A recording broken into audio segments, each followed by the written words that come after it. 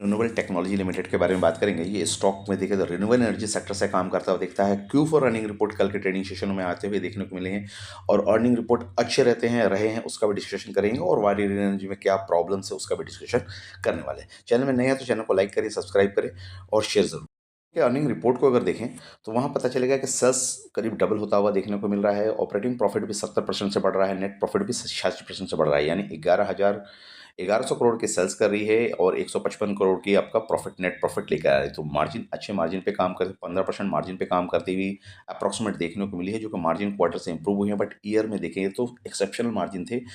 Quarter मतलब कि 24-25 में, मार्च 25 के मार्जिन के हिसाब से देखा जाए तो मार्जिन डिक्लीन होते हुए देखने को मिला। अभी मार्जिन थोड़े से इंप्रूव क्वार्टरी लेवल पे कर रही है। शेयर होल्डिंग पैटर्न में नजर डालें जो कि अपडेटेड दिसंबर मंथ के हैं, तो प्रमोटर थोड़ा सा डिक्रीज करते हुए देखने को मिले, 74% अभी भी हैं। एफआईज इंक्रीज करता दिखा है, डीआईज इंक्रीज करता दिखा है, रिटेलर 2 लाख के नीचे वाले इंक्रीज करते हुए देखने को मिले।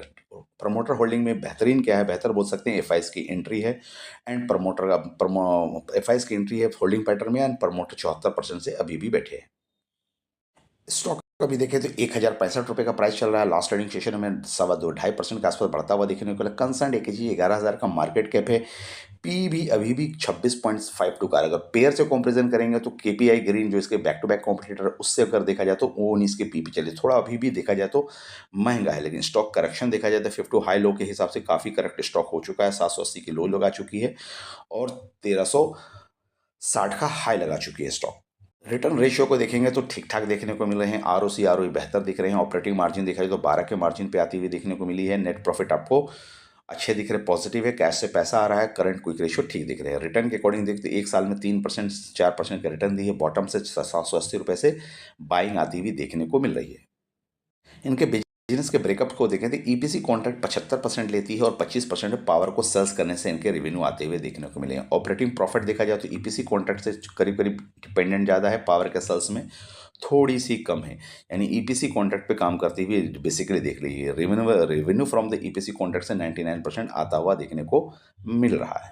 अब आते हैं कि वारी रिन्यूएबल अभी के लेवल पे क्वार्टर रिजल्ट आने के बाद क्या सस्ता है, तो कंपैरिजन करेंगे तो वारी का ओरिएंट पावर से महंगा चल रहा है, स्टर्लिन एंड विल्सन से महंगा चल रहा है, केपीआई ग्रीन एनर्जी से देखिए महंगा चल रहा है एंड टेक्नो इलेक्ट्रिक से भी महंगा चल रहा है। तो उस हिसाब से टेक्नो इलेक्ट्रिक 28 के थोड़ा सा यहाँ बोल सकते हैं, थोड़ा यहाँ पे बेहतर इस पर बैक टू बैक कंपैरिजन हम केपीआई ग्रीन से करेंगे तो यहाँ पे देखिए मुझे महंगा थोड़ा दिख रहा है। मार्केट कैप ये 10,000 का ही, केपीआई ग्रीन 8,000 के देखिए। प्रमोटर होल्डिंग दोनों के ठीक ठाक हैं।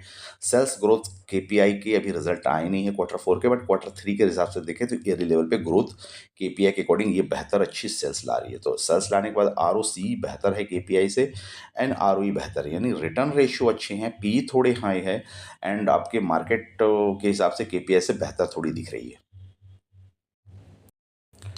थैंक यू फ्रेंड, आपका एनालिसिस कैसा लगा? अच्छा लगा तो चैनल को लाइक करें, सब्सक्राइब करें, शेयर करें।